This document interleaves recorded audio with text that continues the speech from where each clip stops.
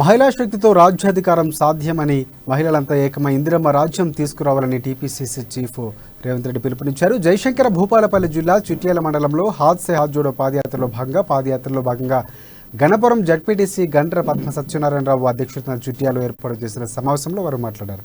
మహిళలకు 33% రిజర్వేషన్ తీసుకొచ్చి కాంగ్రెస్ పార్టీ అన్నారు.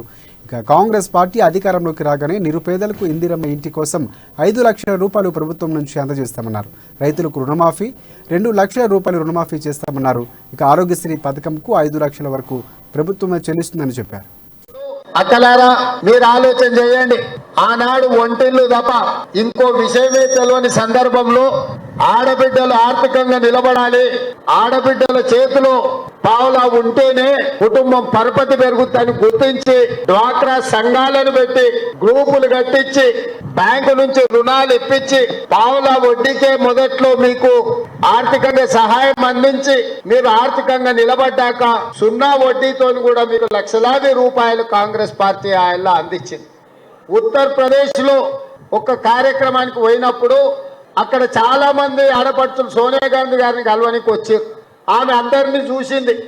అందరి మెడలో పసుపు తాడుతోనే తాలిబొట్టుంటే వాపస్ వచ్చేటప్పుడు రాజీవ్ గాంధీని అడిగిందంట, చదువుకునేటప్పుడు నువ్వు నాతో చెప్తివి మా దేశంలో పెళ్ళైతే ఆడబిడ్డలు మెడలో తాళి ఉంటది, తప్పకుండా తులమో 2 తులాలతో గొలుచుండి బంగారు పుస్తెల తాడు ఉంటుందని చెప్తే నువ్వు, నేను నిజమే అనుకోని ఈ దేశం వచ్చిన నిన్ను పెళ్లి చేసుకున్నా ఇవాళ మీ ఆడబిడ్డల్ని కలిసినా అని ఎవరి మెడలో కూడా బంగారు తాళి పుస్తే చూడలేదు, పసుపు తాడు మాత్రమే ఉంది, నువ్వు చెప్పింది అబద్ధం కదా అని చెప్పి రాజీవ్ గాంధీని సోనియా గాంధీ గారు అడిగితే అప్పుడు చర్చలో సోనియా గాంధీ గారు రాజీవ్ గాంధీ గారికి చెప్పింది, ఇట్లా రాదు